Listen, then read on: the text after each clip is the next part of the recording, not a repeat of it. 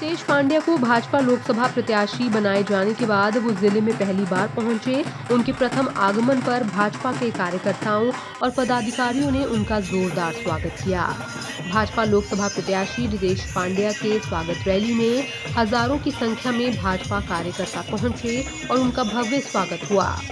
वहीं अपने इस स्वागत से अभिभूत होकर उन्होंने भाजपा कार्यकर्ताओं का आभार व्यक्त किया। उन्होंने कहा कि प्रधानमंत्री नरेंद्र मोदी की देश और जन जन के विकास की नीति पर आगे चलते हुए अंबेडकर नगर लोकसभा के विकास और क्षेत्र की जनता के साथ ही भाजपा कार्यकर्ताओं के मान सम्मान में वो पूरी निष्ठा और समर्पण भाव से कंधा मिलाकर काम करेंगे। देखिए, विकास का मुद्दा जो कि पिछले 5 सालों से अंबेडकर नगर में गति पकड़ रहा है, उन मुद्दों को और गति देने के लिए, विकास को और बढ़ावा देने के लिए और उसके साथ साथ जो अंत्योदय के कार्यक्रम चल रहे हैं वो बाकी जो लोग बचे हुए हैं उन तक पहुँचे।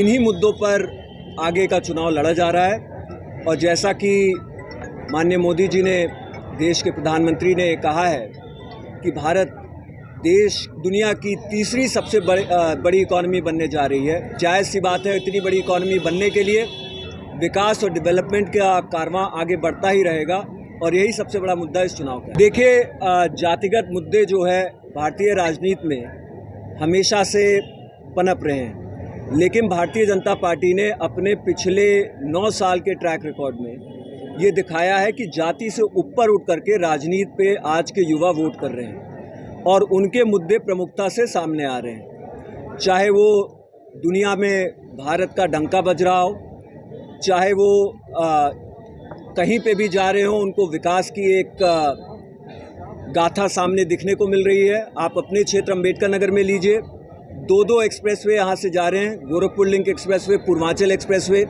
उसी के साथ साथ यहाँ पे 2 इंडस्ट्रियल कॉरिडोर बनाए जा रहे हैं, आपके एक भिवाना के पास, एक कटका के पास।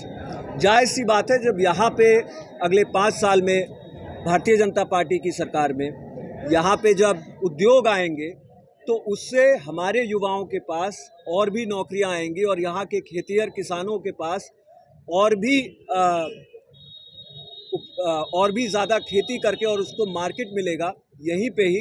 ये जायज़ सी बात है कि यहाँ की जनता के लिए एक बड़ा मुद्दा है और इस विकास को देखते हुए वो भारतीय जनता पार्टी को यहाँ से भी एक सीट जिता करके माननीय मोदी जी को जो उनका टारगेट है 400 पार, उसमें से एक सीट जिता करके यहाँ से अंबेडकर नगर की जनता उनकी झोली में डालने का। देखिए, पिछले 5 सालों में मैंने इस क्षेत्र का प्रतिनिधित्व किया है और निरंतर मैंने अंत्योदय की बात रखी है।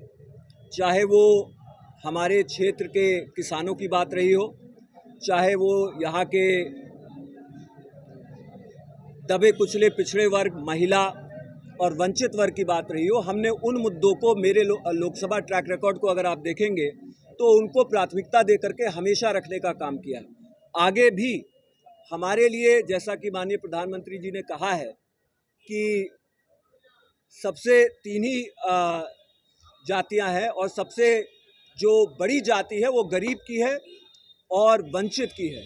हम गरीब और वंचित के लिए काम करने जा रहे हैं और माननीय प्रधानमंत्री जी के नेतृत्व में उस काम को यहाँ अपने देश को विकसित बनाने के लिए और गरीबी दूर करने के लिए, अग्रसर करने के लिए समाज को हम लोग निरंतर काम कर रहे हैं और आने वाले समय में भी भारतीय जनता पार्टी पूर्ण बहुमत की सरकार बना करके